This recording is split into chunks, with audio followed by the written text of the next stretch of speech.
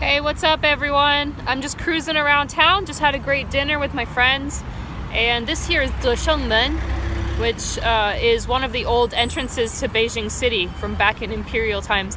And it's a nice background, so I thought I'd pull over and just shoot a video. There's a video I've been wanting to make. I'm gonna have to talk a little fast because I'm low on battery, but and it's been on my mind, and I haven't done it because it's unpleasant, but I'm going to just take advantage of the scenery and do it. So I want to share about 3 very special experiences I've had in China with basically sexism. So I'm going to share 3 examples, 3 true as God's given truth can be, of 3 interviews I had where I'm pretty sure that my gender played an unfavorable role. So I'll do it chronologically. So the first one was when I was interviewing with this company, Duvel-Moortgat. It's a Belgian beer company. I was in Shanghai interviewing, and I was in the interview, and the guy interviewing me was like, so, if we give you this job, what's your boyfriend gonna do? And I hadn't mentioned anything about having a boyfriend. And I was like, oh, well, he'd moved to this city with me. And he was like, oh, well, won't he lose his job? And I was like, well, he's a teacher. He can get a new teaching job in this city, so it's not a big deal. And then he was like, well, isn't your boyfriend that guy? Because we had met at a networking event. He's like, aren't you dating that guy? I was like, what guy? And I was like, no, I'm not dating that guy. And it was very weird. And then afterwards, he called me up. He was like, yeah, I'd like to offer you the job, but my boss has never hired a woman, and I'm just gonna be straight up. He has questions about hiring a woman to do sales, and it's ridiculous, I know, but we gotta listen to him, so you gotta come back and do another interview. And I was so desperate that I just goddamn did it. I was like, that's ridiculous, but I don't really have a choice. Like, I need a job. I was still in school at that time. So I went back and I did it. I paid for my own trip over to Shanghai from Nanjing.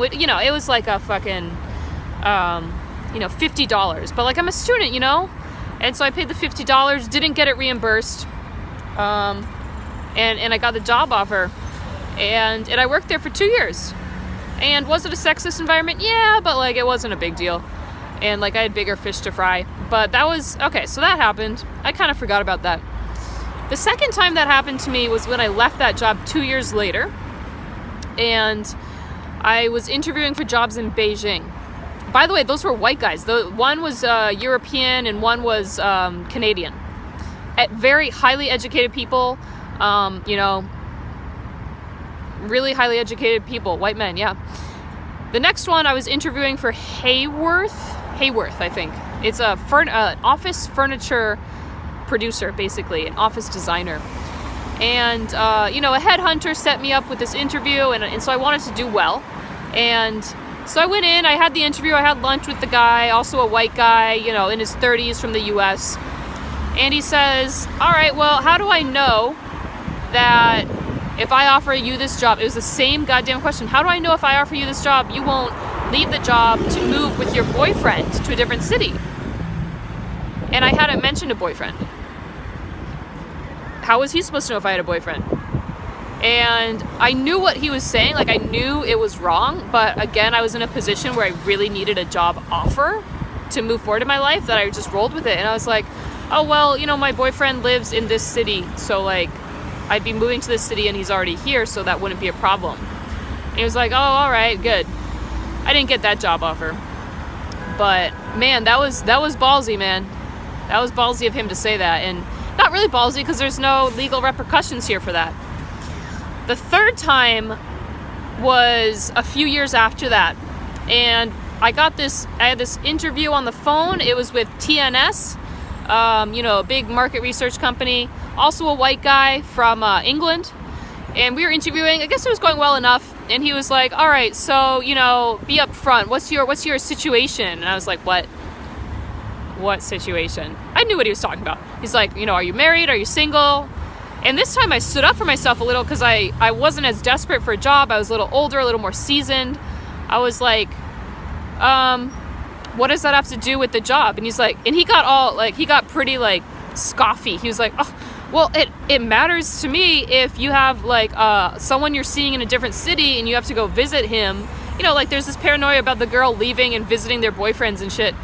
And I let him, you know, air out his paranoia. And then I was like, no, I'm not seeing anyone. And he was like, great, because I interviewed someone, she's a good fit, but she's married and she'd have to move cities, and I just don't trust her to spend the amount of time on this job as we need. And I knew right then I wasn't gonna take a job with this guy ever.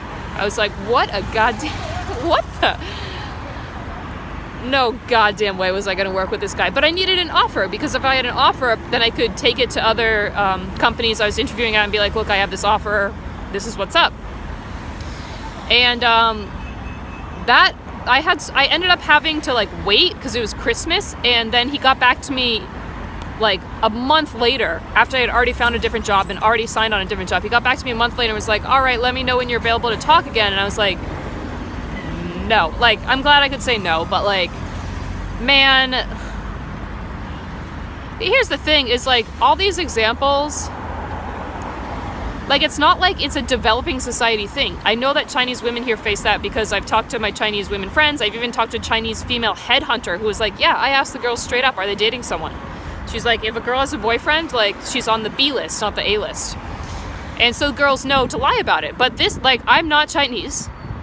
I have a master's degree. Like, I'm not, like, you know, I'm overly educated, if anything.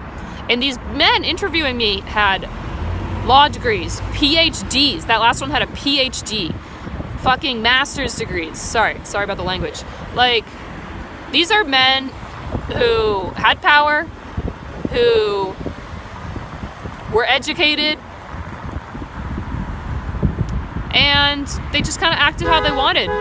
And I don't mind saying their company's right on here because it's the truth. It's what happened. No legal repercussion for this in China. But, I don't know, man. Like, if anyone ever asked me that again, I think I'd be more ready. It's good to be older and more seasoned and not be desperate to just get a job and get an income. But, I mean, I can totally see, like, how for most people in the world, if they get asked kind of shitty questions like that, they're going to roll with it because they don't want to lose a chance to make an income. You got to make a living for yourself. So everyone out there who says that sexism doesn't exist, whatever. Everyone out there who's in power, men or women, please use it for good. You know, don't be asking people who they're dating when you're interviewing them for a job. It's just so insulting. And come on, you know it's wrong. Anyway, definitely gonna disable comments on this. Gonna disable comments on all my videos, I think, because I don't want to deal with any of that. But these stories are true as can be. And yeah, that's it. I'm enjoying my last month here in Beijing. Hope you enjoyed the scenery, 德胜们, and peace out.